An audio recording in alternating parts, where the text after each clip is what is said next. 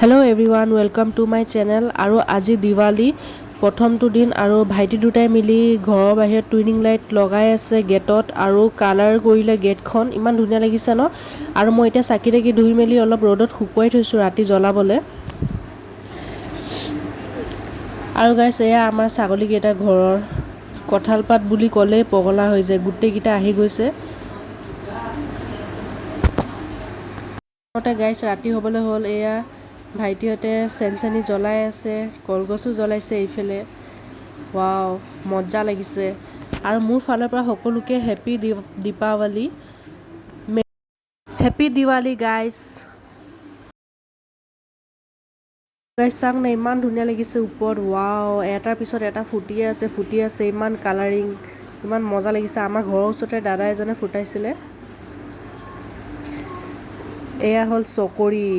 আৰু গাইছ কি ক'ম আৰু ইমান দিৱালীৰ দিনাখনে মানে কালী পূজাত এইবাৰ ফাৰ্ষ্ট টাইম এনেকুৱা হৈছে ইমান নেৰানেপেৰাকৈ বৰষুণ দিলে দুদিন, কিন্তু দিৱালীৰ আগলৈকে বৰষুণ দিয়াই নাছিলে। আৰু কাৰেণ্টটো ইমান কাটি যায় বাৰে বাৰে, মানে কি ক'ম আৰু গাইছ কাৰেণ্ট নাই আৰু খুৰী আৰু পোৱালীকেইটাই মিলি কলগছ বম চম ফুটাইছে। মোৰতো বহুত ভয় লাগে। আৰু এতিয়া গাইছ আমাৰ ঘৰত প্ৰথম কালী পূজাৰ দিনা ৰাতি ভাত নাখায় অমাৱস্যা লগাৰ কাৰণে, সেইবাবে প্ৰত্যেক বছৰে আমাৰ ঘৰত পুৰি মটৰ পনীৰ চানা দাইল বনোৱা হয়। আৰু আজি খাম আৰু মজা লাগিছে, এক্সাইটেড হৈ আছোঁ। এয়া মায়ে এইফালে বনাই আছে ঘুগুনি, মানে মটৰ পনীৰৰ কাৰণে ৰেডি কৰি আছে। আৰু এয়া ভণ্টি, এয়া মায়ে পনীৰখিনি এতিয়া দিলে, তাৰপিছত দিব মটৰ। আমি প্ৰত্যেক বছৰে এনেকুৱা খানাই খাওঁ, পুৰি আৰু মটৰ পনীৰ চানা দাইল।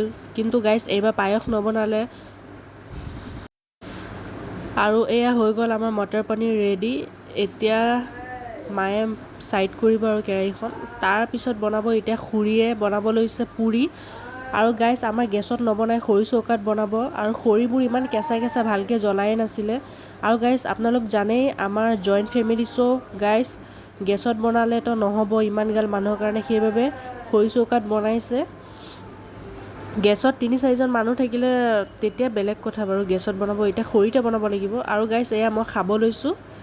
ৱাও মই পূৰা এক্সাইটেড হৈ আছোঁ। এয়া পনীৰ মজা লাগিব আজি খাই। আপোনালোকেও জনাব আপোনালোকৰ দিৱালী কেনেকুৱা গ'ল। মোৰতো বহুত বেয়া গ'ল দেই। দুদিনকৈ নেৰানেপেৰাকৈ বৰষুণ দিলে, বহুত বেয়া লাগিলে, কিন্তু মনবোৰ একদম সেমেকা হৈ গ'ল। আৰু মোৰ কিনো কৰিম গাইছ, আজি অলপ ওলাই গৈছোঁ আৰু ৰাতি অকণমান বৰষুণটো এতিয়া কমিছে। এয়া মা থানলৈ গৈছোঁ, আমাৰ ঘৰৰ একেবাৰে কাষতে পূজা হৈছে। গেটখন বন্ধ কৰি থৈছে, এতিয়া মানুহ চানুহ নাই কাৰণ ইমান বৰষুণ, মানুহ আহিব পৰা নাই। মই অলপ ইয়াতে বহিলোঁ। অ'কে গাইছ তেনেহ'লে বাই। মোৰ ভিডিঅ'টো ভাল লাগিলে লাইক কমেণ্ট শ্বেয়াৰ কৰিব আৰু মোৰ চেনেলটো ছাবস্ক্ৰাইব কৰি দিব। ধন্যবাদ।